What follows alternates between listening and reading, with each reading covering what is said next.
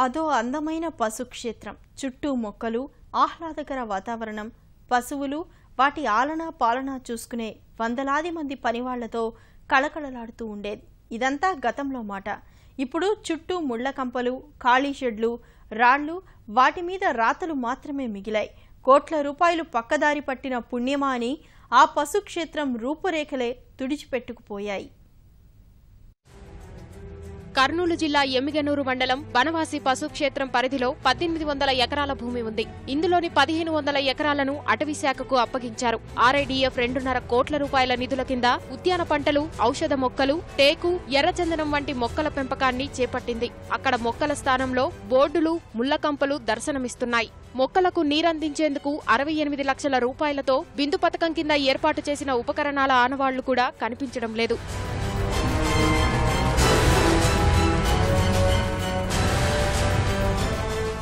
పశుక్షేత్రంలో water shed, ఉపాధి హామీ పథకాల కింద గత 10 ఏళ్లుగా 2.5 కోట్ల రూపాయలతో మొక్కల పెంపకం, చెక్ డ్యాంల నిర్మాణం, ఫారం ఫండ్స్ వంటి పనుల్లో ఎన్నో అవకతవకలు జరిగాయి. పనులు తూతూ మంత్రంగా చేసి నిధులు దండుకున్నారు. ఫలితంగా మొత్తం 5 కోట్ల రూపాయలకు పైగా నిధులు బూడిదలో పోసిన పన్నీరయ్యాయని స్థానికులు వాపోతున్నారు.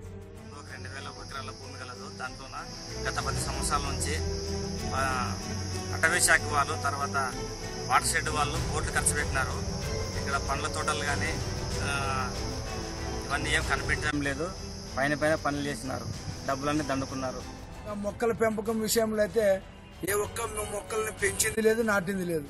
ఇంకుడు గుంతులు అయితే అసలు ఊకే ఫోటోలకు మాత్రమే నాసిరకంగా పైన మాత్రమే ఇంకుడు గుంతులు సృష్టించారు తప్ప ఇంకుడు గుంతులు నాణ్యతతో లోతుగా డెప్త్గా ఏది చేయలేదు. బనవాసిలో మరి ఎర్రమట్టిని, బంగారు లాంటి మట్టిని తవ్వుతా ఉంటే ఈరోజు అధికారులు నిర్లక్ష్యంగా పట్టించుకోలేక పరిస్థితి ఏర్పడతా ఉంది. పర్యవేక్షణ లోపమో, నిర్లక్ష్యమో, పనుల్లో జరిగిన అవకతవకలో కారణం ఏదైనా పశుక్షేత్రం మాత్రం కనుమరుగైందని గ్రామస్తులు ఆవేదన వ్యక్తం చేస్తున్నారు.